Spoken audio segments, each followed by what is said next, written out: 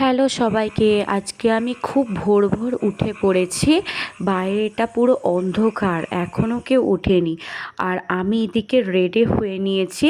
এখন বাজে 3:17।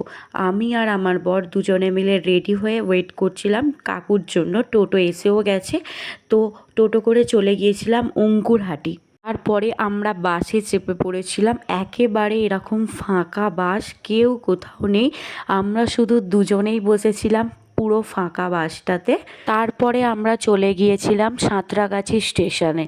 সাঁতরাগাছি স্টেশনে যাওয়া মাত্রই এত বৃষ্টি হচ্ছিল সেদিন, মানে কি বলবো, ভোর সকাল সারা দিন বৃষ্টি হয়েই যাচ্ছিল, একবারও স্টপ হয়নি। তারপরে আমরা পৌঁছে গিয়েছিলাম হাওড়া স্টেশনে। এইদিকে ট্রেন এসে দাঁড়িয়েছিল, আমরা ট্রেনের কাছে চলে গিয়েছিলাম, আমাদের মানে যেদিকে সিট ছিল।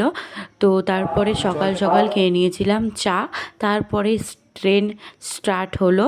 আমি খেয়ে নিয়েছিলাম হালকা করে একটু চাউমিন। 10:30টার সময় করে দীঘা স্টেশনে পৌঁছে গিয়েছিলাম। ভিড়, বিশাল পরিমাণে ভিড়, মানে সবাই শুধু দীঘাতেই যেন ঘুরতে আসছে, আর কোথাও ঘুরতে যাচ্ছে না। এখান থেকে দীঘার জগন্নাথ মন্দির দেখা যাচ্ছে।